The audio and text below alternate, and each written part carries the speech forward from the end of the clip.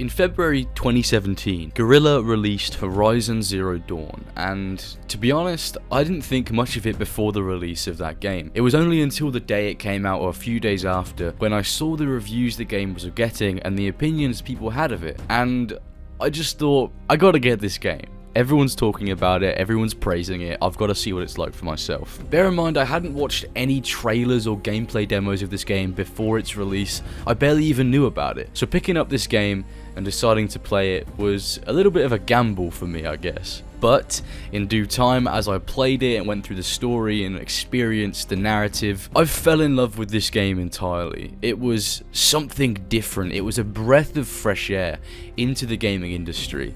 And I loved it. You know, I've played the game multiple times, I have the Platinum Trophy, I absolutely adore Horizon Zero Dawn. And of course, I was incredibly excited when they announced Horizon Forbidden West, the sequel to Zero Dawn. We got that initial trailer last year where it showed us sort of what the game's going to look like running on PS5, the sort of premise of the game, where it's going to be set, and it was really impressive and I was so excited to get gameplay. I wasn't expecting it to be an entire year until we got gameplay, but here we are. At the recent State of Play, there was a gameplay demo for Horizon Forbidden West, and oh man, it looks fantastic. I'm going to say that out of the gate here. I'm really excited for this game. In fact, it's been a long time since I've been this excited for a game. I adored the characters and the narrative and the way the story was told in Horizon Zero Dawn, and I'm hoping they carry that through to this next game, Horizon Forbidden West. I'm really excited, and I'm going to talk about a bunch of the stuff that caught my attention in the gameplay demo in today's video. So if you guys are as excited for this game as I am, then strap in and get ready for some talk about Horizon Forbidden West.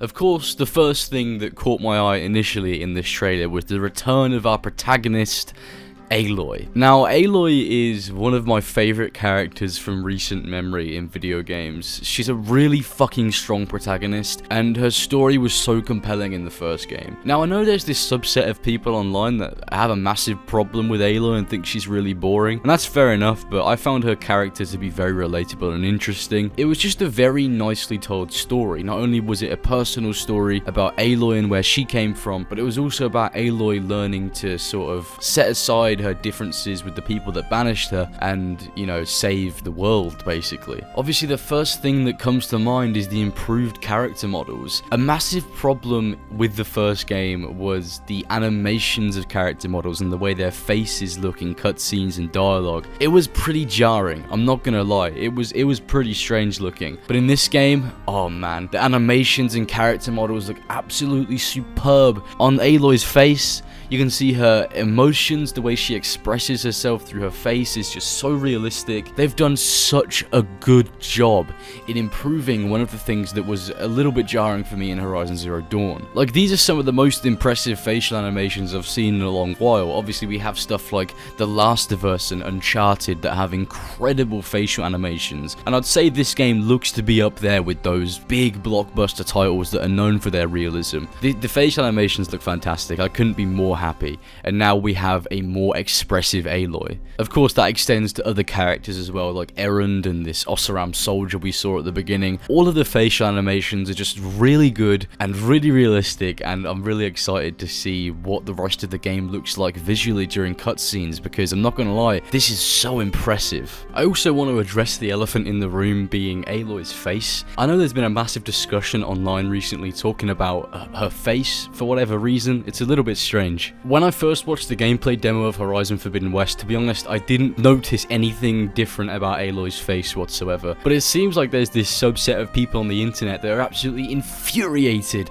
that Aloy's cheeks are chubby. It's not really anything at all. Like, her cheeks were always pretty round. She had a pretty round face, and it's just the same in Horizon Forbidden West. And in most shots of her character, they look just like how she does in cutscenes in Horizon Zero Dawn. But there's a few shots in the gameplay demo that are unflattering, I guess, if there can be such a thing for a video game character. I don't really get the commotion, to be honest. I think her character model looks great, her facial animations are great, and in general, she just looks great. I don't understand the criticism. It's like that weird subset of people that were annoyed about John Marston's model in Red Dead Redemption 2, even though he literally just looks like a more detailed version of John Marston. It's strange, I don't know, I don't understand, but my stance on it is that I actually really like her character model, and I'm really impressed with the way the characters look in this game.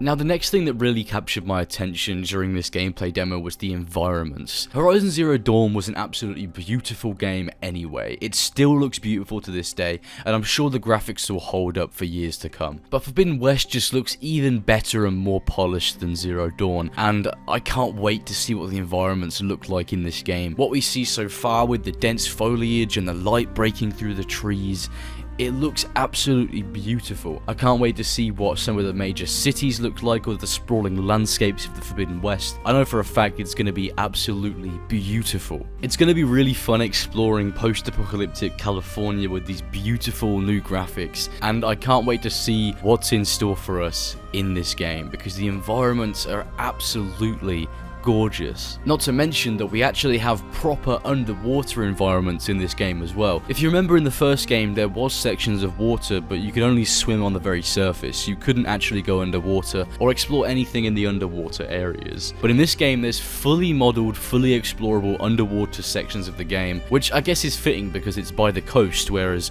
Horizon Zero Dawn was more sort of mainland. And there's actually a screenshot that we've seen that looks as if we'll be able to explore underwater ruins in this game, which is almost a little callback to Tomb Raider. It's going to feel very Tomb Raider-esque, exploring underwater ruins of the old ones and seeing what secrets we can uncover in there. Definitely very excited for that. I think underwater sections are always pretty fun in games, and they always make for some interesting exploration too. I really love the sense of mystery in the first game, and I hope that's kept up in Forbidden West with the environments, because there were some really cool ruins we could explore in Horizon Zero Dawn. For example, Devil's Thirst towards the east of the map, where you have all those rusted, fallen down skyscrapers and all the streets with all the cars destroyed on the streets, and the sort of nature taking back this area of land. That, to me, was what Horizon Zero Dawn was all about, you know? It was all about exploring the ruins of those who came before, as well as finding little gems hidden within the wilderness of the world. It was such a cool concept to me to just be able to be traveling around in the wilderness, and out of nowhere you just find these old ruined structures from thousands of years ago. It's just really cool to me, and I hope that's something we get to do more of in Forbidden West, and obviously I hope underwater ruins is something that's quite common in this game, because I don't know, the idea of that is very, very cool to me. I personally think that the environments of Horizon Forbidden West are going to be some of the most impressive open world environments we've seen in a long while, and that's big coming from the guy whose favourite game is Red Dead Redemption 2. I think it's going to be tough to beat a game like Red Dead Redemption 2 that has such a densely populated open world with amazing environments and just beautiful scenery, but I think if any game has a shot at doing it, it's definitely Horizon Forbidden West.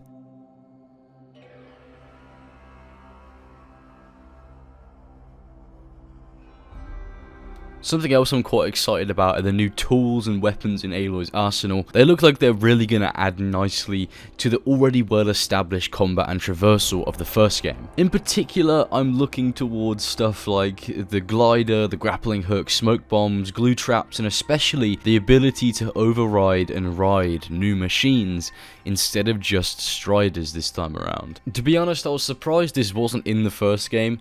When I discovered that you couldn't fly glint hawks around, I was quite disappointed, because, you know, I want to be able to ride all the different machines. It's just a cool feature. So the fact that they've added in a bunch of new mounts is very, very cool. The grappling hook was also a key highlight of this gameplay demo. I think it looks really cool. It means you're going to be able to scale to the top of places very quickly. You're going to be able to use it to cross large gaps, and you're going to be able to use it, as we saw in the demo, during combat to get away from large enemies, which is really interesting to me. It just makes the traversal that little bit more fluent and easier, and you know what, I think grappling hooks are fucking sick, so I'm never going to complain when I see a form of grappling hook in a game. It's just great. You really can't miss with them. The glider is also another interesting part of Aloy's arsenal in Horizon Forbidden West, because in the first game, to get down from high places, we had the rope, and she would basically just rappel down, and it'd be a set animation for that. Whereas now we have the glider, which means we're actually going to be able to have some form of controlled descent and head in whichever direction we want. So I can imagine being on top of like a huge cliff, jumping straight off of it, and then activating the glider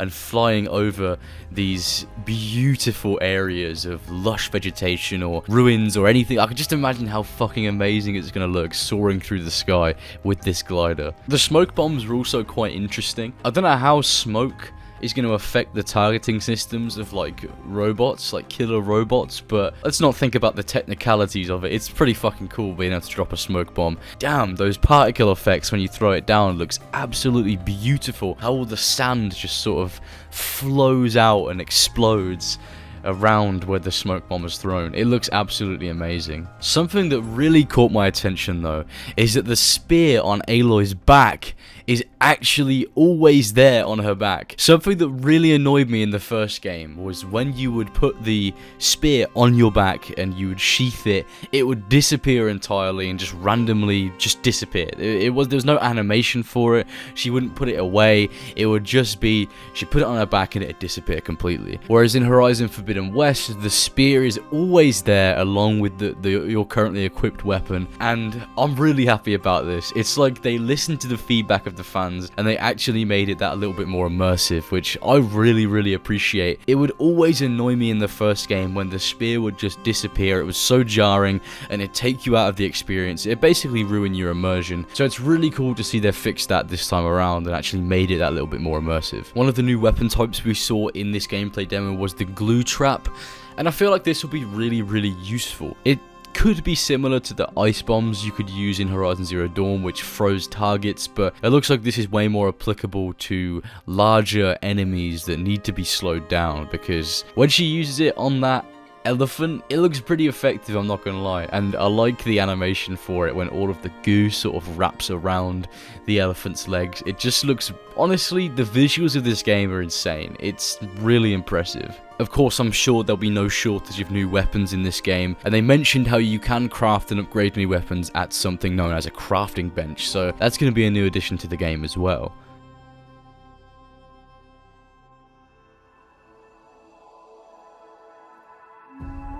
Horizon Forbidden West is also a direct sequel to Horizon Zero Dawn, and so we'll see a lot of likely returning characters from the first game. Erend is an example of this. In this gameplay demo, Erend is a massive feature of it. I love Erend. He was great in the first game and had a likable personality. His backstory was pretty good, and he actually has growth and development during the game. He goes from being the hardy drunk to the leader of Meridian's vanguard. It's great to see him back helping Aloy on the journey to the Forbidden West, and I'm interested to see who else will be returning. Most likely Silence. You never know, we might have a section at the beginning of the game which sort of ties up what happened to Meridian at the end of Horizon Zero Dawn, and we may see people like Sun King Avad and all the people we met in Meridian. I think a nice way of starting the game is having the prologue set in the original map of Horizon Zero Dawn and then traveling to the Forbidden West. I think that'd be a really cool way of starting it, but we never know what's in store. What I am certain of though is that there's probably going to be a few returning characters from the first game, and it'll be really nice to see who it is when we finally get our hands on it. The overall story synopsis they gave us was pretty interesting too. The Forbidden West was mentioned a few times in the first game by side characters and in data logs, and now we're actually going to be able able to go there and explore its mysteries for ourselves, and I think it's going to be so fucking fun. The Red Blight stretching across the land is another mystery for Aloy to uncover, and with her experience from Zero Dawn, she'll be much more capable this time around. The story's no longer about Aloy finding her place in the world, but about her finding more of the mysteries of the old ones, which is a part of the first game that I really enjoyed. And I'm sure there'll be plenty of twists and turns for us to enjoy in the second game as well. Overall, I'm really happy with how this game looks. It's been so long since I've been this excited for a new release, and I just had to talk about it on the channel with you guys, because I'm sure there's many of you that are also really excited for the next installment in the Horizon franchise. It feels nice to finally get a direct sequel, not a reboot, not a prequel, not a time jump, but a direct sequel to the first game, and I'm just really excited to see where this story takes Aloy on her journey and where it takes this game's world. Before I go, I want to leave you guys with these words. I'm almost certain that Horizon Forbidden West will not disappoint. That's it from me, guys. I'll see you in the next one. Take care.